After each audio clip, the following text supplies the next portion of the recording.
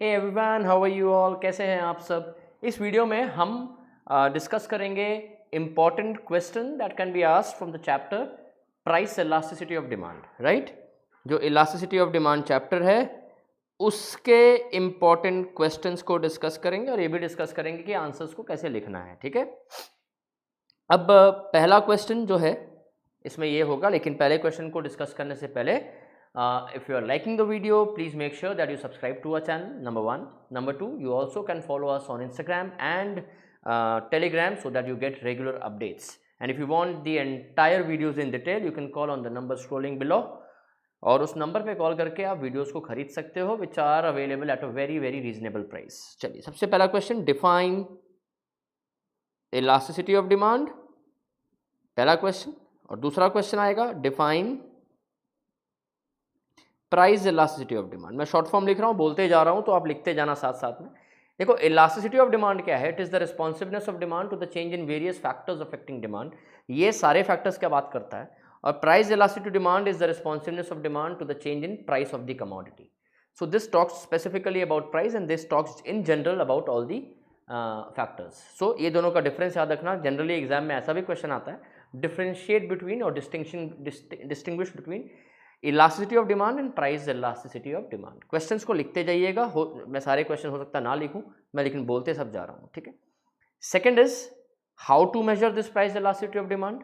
क्या फॉर्मूला है? Percentage change in demand by percentage change in price. तो how to measure, again I am not writing, I am telling you how to measure price elasticity of demand is percentage change in demand by percentage change in price. इसका derivation भी पूछा जा सकता है, जो derivation होता है change in Q by change in P into P by Q. Derivation को याद करके जाइएगा, नोट्स में दिया हुआ है, वीडियोस में समझाया हुआ है, right.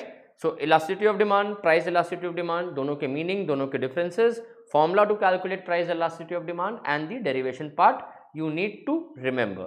Next question, what are the degrees or different types of degrees of price elasticity of demand with graph. याद रखिएगा, डिग्रीज पूछेंगे तो आपको ग्राफ के साथ बना के आना है, ग्राफ पूछा हो ना पूछा हो। डिग्री मतलब types of price elasticity demand, that is perfectly inelastic, perfectly elastic, inelastic, more elastic and unitary elastic. ये पांचों के केस में आपको इंडिविजुअली पूछा जा सकता है, इन पांचों में किसी का डिफरेंस भी पूछा जा सकता है। जनरली डिफरेंस पूछते हैं या तो परफेक्टली इलास्टिक या परफेक्टली इनइलास्टिक का, या इनइलास्टिक एंड मोर इलास्टिक का, ठीक है। तो आपको याद रखना है कि ये आपका बड़ा इम्पॉर्टेंट ये एरिया ही सारा, degree of price elasticity demand बहुत इंपॉर्टेंट है। सबके ग्राफ्स पता होने चाहिए आपको, ठीक है। ग्राफ्स के साथ सबकी वैल्यूज़ पता होने चाहिए। परफेक्टली इनइलास्टिक का वैल्यू 0 होता है, इनइलास्टिक का वैल्यू लेस देन 1 होता है, यूनिटरी इलास्टिक का वैल्यू 1 होता है, मोर इलास्टिक का वैल्यू मोर देन 1 होता है, और परफेक्टली इलास्टिक का वैल्यू इन्फिनिटी होता है, with examples following under each category, ठीक है। यूनिटरी इलास्टिक में बहुत बार ऐसा क्वेश्चन पूछा गया है कि demand curve has the value, एक डिमांड कर्व बोला, एक डिमांड कर्व है, तो unitary elastic demand we know it's rectangular hyperbola, ठीक है। वो रेक्टेंगुलर हाइपरबोला क्यों होता है ये भी पूछा जा सकता है, क्योंकि यूनिटरी इलास्टिक डिमांड के, अगर ये यूनिटरी इलास्टिक डिमांड है और इसके अंडर हम जितना भी रेक्टेंगल बनाएंगे सबका एरिया सेम होगा, पहला, इसलिए इसको रेक्टेंगुलर हाइपरबोला कहते हैं। एंड सेकेंडली पूछा जाएगा कि which demand curve will have elasticity का वैल्यू 1 थ्रू आउट। कौन से डिमांड कर्व का वैल्यू होगा? यूनिटरी इलास्टिक डिमांड कर्व का value, elasticity price elasticity demand का वैल्यू 1 होता है थ्रू आउट। एंड कौन से गुड्स इसमें फॉल करते हैं? कंफर्ट कैटेगरी के गुड्स इसमें फॉल करते हैं। तो मैं कल क्वेश्चन डिस्कस कर रहा हूँ, ये सारा एरिया जो है degrees of price elasticity of demand बहुत इंपॉर्टेंट है, इंडिविजुअली पूछा जा सकता है, इनके डिफरेंसेस पूछे जा सकते हैं, ठीक है। Unitary elastic we know it's rectangular hyperbola, उसमें डिमांड कर्व का जो डिमांड कर्व होता है हर पॉइंट पे उसकी वैल्यू जो होता है इलास्टिसिटी का 1 होता है। Examples, everything in this category you have to study. Next is types of price elasticity, so types of, एक परसेंटेज मेथड है, methods of calculating price elasticity demand. Percentage method आपको इंडिविजुअली आना चाहिए, हो सकता है कि परसेंटेज मेथड आपको पूछ ले, सब ना पूछ के परसेंटेज मेथड क्या होता है उसको पूछ ले।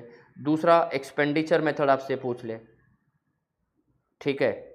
और तीसरा आपसे पूछ ले कि ज्योमेट्रिक या पॉइंट मेथड को डिटेल में समझाओ, तीनों के नोट्स हैं, वीडियोज़ हैं, आप देख लेना। लेकिन इंडिविजुअली देखो, ये 6 मार्क्स का क्वेश्चन बन सकता है कि डिस्कस और explain the expenditure method of calculating price elasticity of demand और explain the geometric method of calculating price elasticity of demand. So these are something that can be definitely asked for 6 marks और ये important भी है ना। और geometric method को पूछने का 2-3 तरीका है, मैं बताता हूँ। एक्सपेंडिचर मेथड में एक और क्वेश्चन आता है, relationship between price elasticity of demand and total expenditure. ये बड़ा इंपॉर्टेंट क्वेश्चन है, ठीक है। ये भी नोट्स में है, वीडियोस में इसको डिस्कस किया हुआ है। मैं इसमें सिर्फ क्वेश्चन डिस्कस करूंगा कि कौन कौन से क्वेश्चन आ सकते हैं। इसमें सीधा ज्योमेट्रिक मेथड से नहीं पूछ के आपको बोलेगा कि draw a straight line demand curve and discuss how elasticities are calculated at its different point. तो ये पॉइंट मेथड को ही पूछा है, लेकिन पूछने का तरीका अलग है। बोल दिया है कि एक स्ट्रेट लाइन डिमांड कर्व बनाओ और बताओ एट डिफरेंट पॉइंट्स को इलास्टिसिटी कैसे मेजर करते हैं, that is lower segment bye upper segment. पूछने का तरीका अलग है, क्वेश्चन सेम है, इंपॉर्टेंट है। और सम्स तो परसेंटेज मेथड का सम्स अपने सिलेबस में है, वहाँ से सम्स तो आने ही आने हैं। तो जितने भी सम्स हमने वीडियोस में डिस्कस किए हैं और जितने भी सम्स अपने नोट्स में हैं उसको आप ज़रूर करके जाना, उसमें से ही सम्स आएंगे क्योंकि उसमें सारे वैरायटीज़ कवर्ड हैं। Next is question is relationship between price elasticity of demand and marginal utility. बड़ा इंपॉर्टेंट क्वेश्चन है ये, थोड़ा सा लॉजिकल क्वेश्चन है। क्या है, अगर मार्जिनल यूटिलिटी किसी प्रोडक्ट का हाई होगा तो लोग मतलब खरीदेंगे ही। हाई अगर ज़्यादा मार्जिनल यूटिलिटी प्रोवाइड कर रहा मतलब वो इंपॉर्टेंट है मतलब लोग उसको खरीदेंगे, और खरीदेंगे तो उसका डिमांड उतना इफेक्ट नहीं होगा, तो उसका डिमांड क्या होगा, inelastic. So more product providing more marginal utility, right, the price elasticity demand will be less. Product providing less marginal utility, price elasticity demand will be more. अगर किसी का मार्जिनल यूटिलिटी कम है तो भाई उसके प्राइस गिरने से हम नहीं खरीदेंगे, तो प्राइस थोड़ा सा प्राइस बढ़ने से नहीं खरीदेंगे। थोड़ा प्राइस बढ़ेगा, डिमांड बहुत गिर जाएगा। क्यों गिरेगा, बिकॉज उसका मार्जिनल यूटिलिटी वैसे भी उतना हाई नहीं था, तो हम नहीं भी खरीदेंगे तो चलेगा। So product with providing high marginal utility will be less price elastic, less marginal utility will be more price elastic, ठीक है। नेक्स्ट इज टाइप्स हो गया। Now factors affecting price elasticity of demand, बहुत इंपॉर्टेंट है।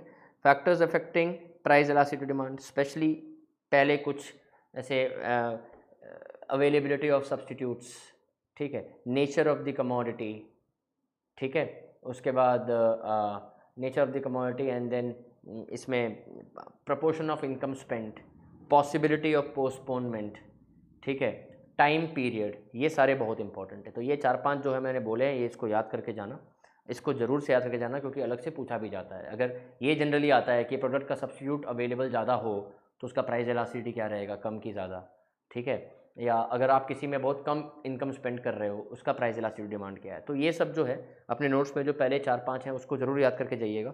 लेकिन ये factors affecting से question ऐसा भी आ सकता है कि डिस्कस एनी 2-3 फैक्टर्स, या इंडिविजुअली भी पूछा जा सकता है, लेकिन यहाँ से क्वेश्चन आते हैं।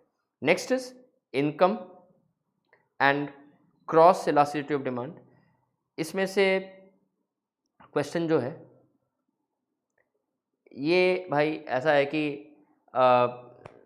आएगा कि इनकम, इसमें से सम्स तो नहीं पूछेगा, डिटेल में तो सिलेबस में नहीं है, बहुत बस हल्का सा है ये। तो what is income elasticity of demand, when can it be positive, when can it be negative, when can it be zero. Same, what is cross elasticity of demand, when can it be positive, when can it be negative, when will it be zero. Income और cross elasticity demand के formulas आपको पता होना चाहिए। बाकी इसमें से कुछ डिटेल में पूछेंगे नहीं, बट ये ज़रूर पूछेंगे आपसे। तो हमने कवर कर लिया, एक बार मैं देख लूँ। I hope I haven't missed any question. Definition, formula, types, ठीक है, degrees of price elasticity of demand, methods, percentage, expenditure and geometric method, relationship between, yes, I think I've covered everything. So this is apt for both ISC and CBSE and other state exams, state boards जो होते हैं। I hope this is clear. अगर आपको videos पसंद आ रही हैं and if you want the complete videos in detail, don't forget to call us. You will get the videos at a very reasonable price. Thank you so much and keep learning. And अगर अच्छी लग रही हैं videos ना, तो please अपने friends के साथ ज़रूर शेयर करना। Thank you.